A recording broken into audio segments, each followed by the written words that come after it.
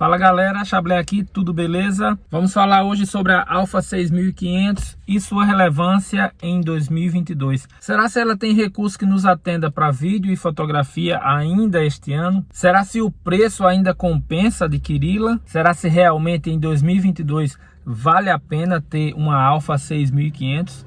Roda a vinheta.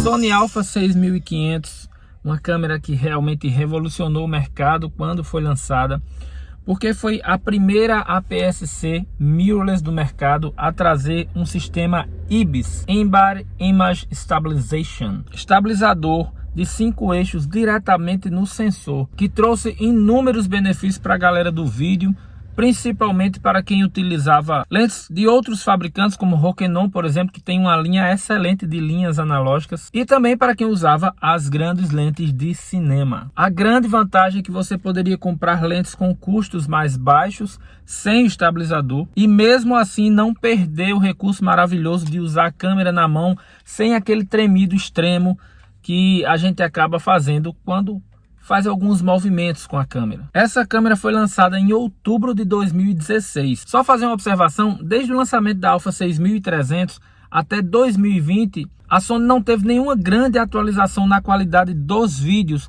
dos modelos compactos. Somente com o lançamento da A7S III, que a Sony introduziu o 4K a 60 e 120 fps e aumentou a profundidade de cor de 8 para 10 bits. Mas até então toda essa linha compacta oferece a mesma qualidade de vídeo. Então desde a Alpha 6300 até a 7 III, passando por todas as variações que surgiram no mercado, todas vão lhe entregar a mesma qualidade de vídeo. Já na fotografia a gente tem algumas diferenças, porque modelo como o 7R, por exemplo, possui um tamanho de arquivo muito maior do que essa linha 6 e também na 7 e 7S. Todas as melhorias nos lançamentos após a 6300 ficaram por conta de alguns specs que foram adicionados, por exemplo, na qualidade do foco e no acréscimo de portas e saídas. Por exemplo, a Alpha 6600 veio com uma saída de fone de ouvido, que é um dos contras dessa câmera. Mas como a gente sabe que nenhuma câmera vai ser perfeita, todas têm os seus prós e os seus contras, vamos falar um pouquinho aqui dos prós dessa menininha. Sensor APS-C de 24.2 megapixels, 425 pontos de foco, com eye tracking para foto e face tracking para vídeo. O sistema de foco possui detecção de fase e também de contraste, e você pode usar os dois ao mesmo tempo. No vídeo você tem o Face Detection, com um tracking muito eficiente mesmo. E na fotografia você tem o Eye Detection, que também é muito legal. Eu não acho que seja muito eficiente se você comparar com a 7 III, por exemplo. Mas ele não deixa nada a desejar, funciona, ajuda, facilita e resolve muito na maioria dos jobs que você vai fazer. Focus Picking para a função de foco manual, sistema de log para vídeo, S-Log2 e S-Log3 para te entregar um arquivo mais flatzinho e facilitar o seu color grading. Saída HDMI limpa para que você possa gravar em um gravador ou monitor externo, ou mesmo para utilizar em live streamings. Uma portinha USB multifunção, que além de servir para descarregar os seus arquivos, fazer atualizações na câmera, ainda serve para carregar as baterias. E isso é muito legal se você estiver em viagem, por exemplo. Você pode utilizar a câmera com um power bank conectado e utilizá-la direto, sem precisar desligar. Além da possibilidade de você poder carregá-la diretamente no seu carregador veicular. Então, se está viajando, a bateria descarregou, dá para você dar uma carguinha ali direto no seu carro. Construída toda em metal, com uma borracha de ótima qualidade. Câmeras, por exemplo, mais caras, de linhas mais avançadas de outro fabricante, com o uso do dia a dia, a borracha rapidinho descola. A câmera vai ficando feia, com aspecto de muito velho, né? Ela possui weather sealing, com proteção contra respingos e poeira. Obviamente que a Sony não vai garantir se você se expor à chuva com ela, ou a lama, por exemplo, ou um ambiente com muita areia, como um ambiente mais desértico. Existem modelos apropriados para esse tipo de situação. Não é o caso aqui. Mas você pode trabalhar tranquilamente com ela em ambientes praianos, por exemplo, ou se de repente começar um chuvisco, você pode terminar o que está fazendo e já correr para se proteger, não precisa ter medo assim de expô-la ao ambiente. Ela é uma câmera super levinha, pesa sem a bateria apenas 453 gramas, muito pequenininha, mede apenas 12 centímetros por 6,7 e de profundidade 5,3 centímetros. Isso é muito legal para quem tem mãos pequenas. Já para mim não é uma coisa tão bacana, ó, minha mão é bem maior que a câmera. Coisa que eu resolvi facilmente acrescentando uma gaiolinha da Small Rig. Ó, ela deixa o grip um pouco mais largo, né? Então minha mão encaixa melhor aqui. Evita de eu ficar com o dedinho sobrando aqui, ó. Fica todo encaixadinho. E deixou a câmera mais pesadinha. Então quando eu coloco uma lente maior, mais pesada e um flash aqui em cima, eu tenho um balanceamento de peso melhor. Ela faz incríveis 11 fotos por segundo, com um buffer incrível de 300 fotos em JPEG e 100 fotografias em RAW. Ou seja, a Sony conseguiu colocar numa câmerazinha compacta recursos de uma câmera profissional para uso jornalístico e esportivo. Claro que não dá para a gente comparar em relação à selagem, a proteção que o corpo tem, então não dá para você submeter essa câmerazinha a condições mais extremas. O ISO nativo vai de 100 a 25.600, podendo ser expandido até 52.000. Eu, por exemplo, já utilizei situações de usar ISO até 20.000 para o vídeo e me entregar uma imagem super aceitável. A fotografia que exige mais resolução, eu não recomendo você passar de ISO 12.800. Eu uso 6.400 sem nenhum problema. 12.800 já começa a ter aquele ruídozinho chato e deteriora um pouco a sua imagem nas baixas luzes. O processador é o Bionic X da Sony, o mesmo que é usado na Alpha 7. A profundidade de cor para os vídeos é de apenas 8 bits, mas para fotografia é de 14 bits. Então você tem bastante profundidade de cor, que vai lhe dar muita possibilidade na hora da edição, principalmente quando você precisa recuperar altas e baixas luzes.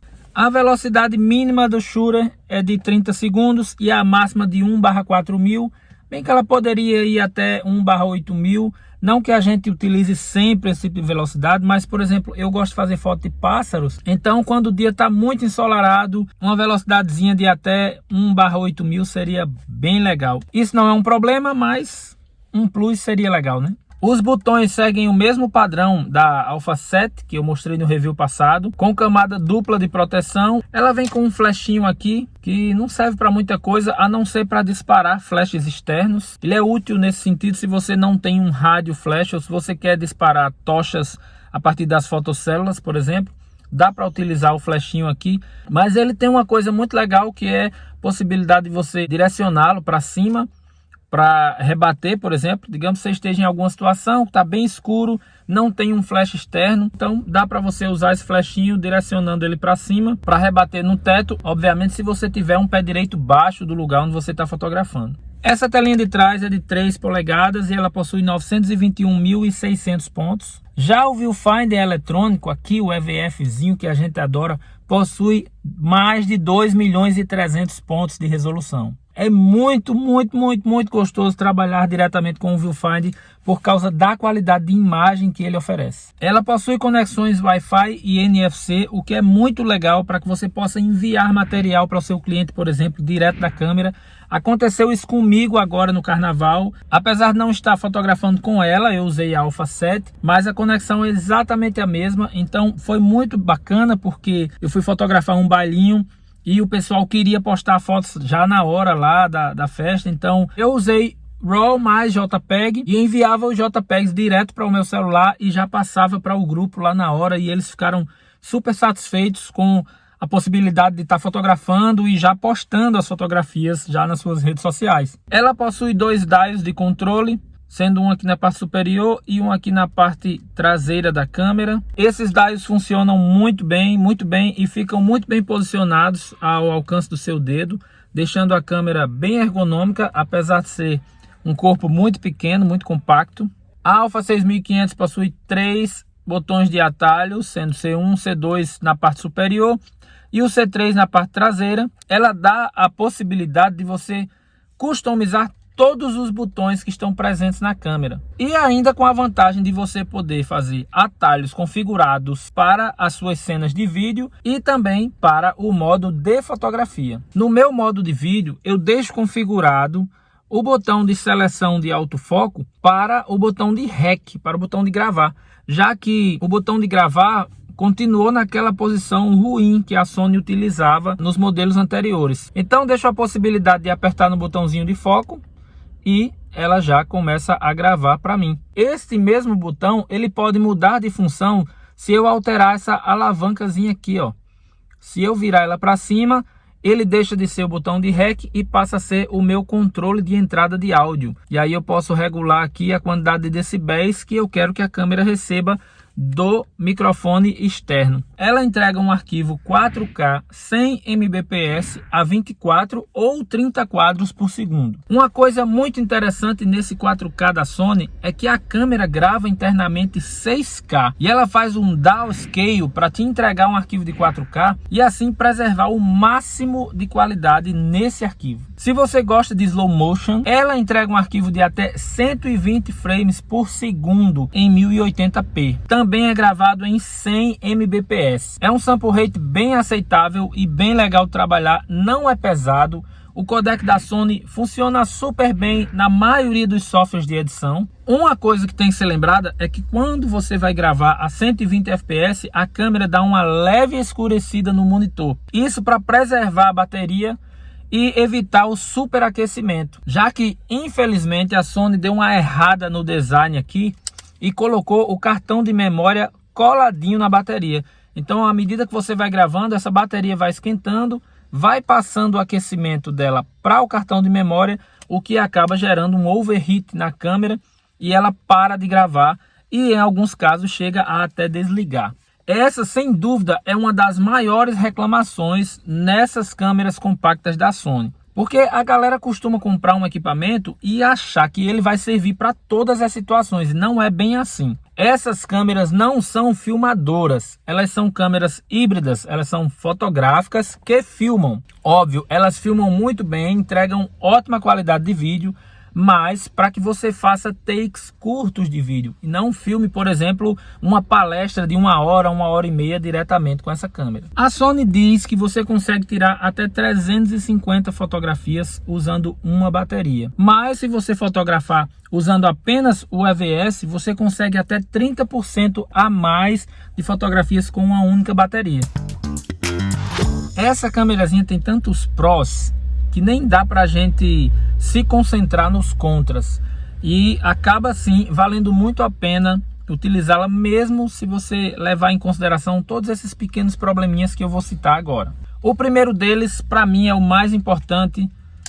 Não é culpa somente dessa câmera. A Sony utilizou esta bateria ridícula que trouxe da sua linha Nex para a linha Alpha e só veio ser substituída a partir da Alpha 7R3. Quando a bateria está nova, quando você está inaugurando os primeiros ciclos, ela consegue chegar até 35 minutos e muitas vezes até 40 minutos de vídeo, mas isso é muito raro de acontecer.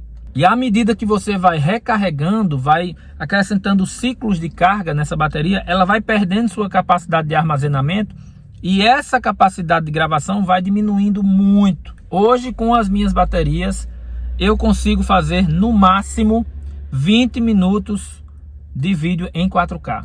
Em 1080 até 60 fps, ela consegue segurar 50 minutos, 45 minutos. Você precisa ter bastante baterias para suprir um job, por exemplo, tipo casamento, que dura 4, 5, 6 horas. Um outro contra, que também eu acho que é muito limitador, é essa telinha Flip Up, que ela faz apenas movimentos verticais, não dando a possibilidade de você fazer vlogs, por exemplo, porque ela não vira para você. Você não tem como se enxergar se estiver usando a câmera para se gravar.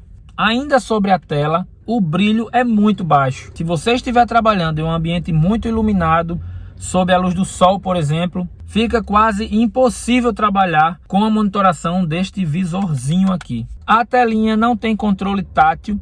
Eles colocaram um controle tátil apenas para o foco, Então dá para você selecionar os pontinhos de foco através do monitor. Isso é muito legal na hora que você está gravando, na hora que você está filmando. Mas eles poderiam ter colocado o sistema de touch no sistema todo, né? No menu inteiro, para que você não precisasse estar girando aqui as coisas e simplesmente fosse lá tocando e acessando os menus. Falando de menu, algo que muita gente considera como contra é a dificuldade de encontrar as coisas no menu.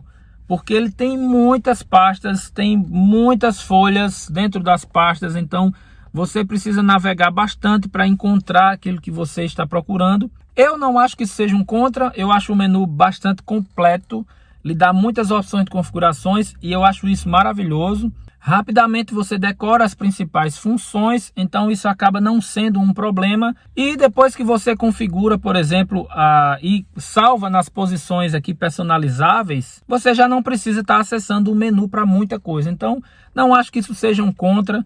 Vou citar porque a maioria das pessoas acabam reclamando deste menu. O último contra que eu considero desta câmera é a falta da presença de uma saída de fone de ouvido. Monitorar o áudio quando você está trabalhando é muito importante. E o fato da câmera não oferecer essa monitoração acaba dificultando algumas coisas.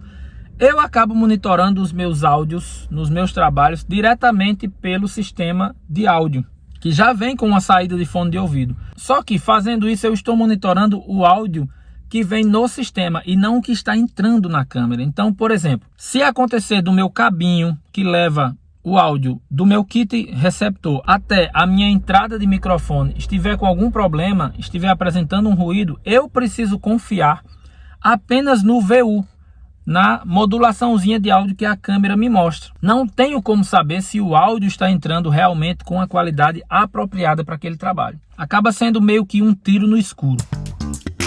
Eu acho que tem muita coisa para falar dessa câmera, mas a gente não precisa se estender muito. Eu já uso essa belezinha desde 2017 e ela ainda permanece comigo super eficiente, me atendendo em todos os meus trabalhos. Estou super satisfeito com a qualidade da imagem que ela me entrega, com a eficiência no foco e principalmente com o conforto que ela entrega. Uma câmera pequena, muito leve, para você passar horas e horas no seu evento sem chegar em casa com aquele cansaço na coluna por estar segurando um equipamento muito pesado. E se você trabalha com fotografia e audiovisual, principalmente para redes sociais, não tem muito o que discutir. Vai na Alpha 6500 e ela vai te oferecer quase tudo que as câmeras mais atuais te oferecem. Vale a pena pelo custo-benefício, vale a pena pela qualidade que a câmera entrega, vale a pena pela qualidade de construção, vale a pena por tudo isso que nós já citamos aí no vídeo. Acho que foi isso, espero que vocês tenham gostado do vídeo, espero poder ajudar se você estiver pensando ou cogitando a possibilidade de comprar um modelo da Sony, mas não quer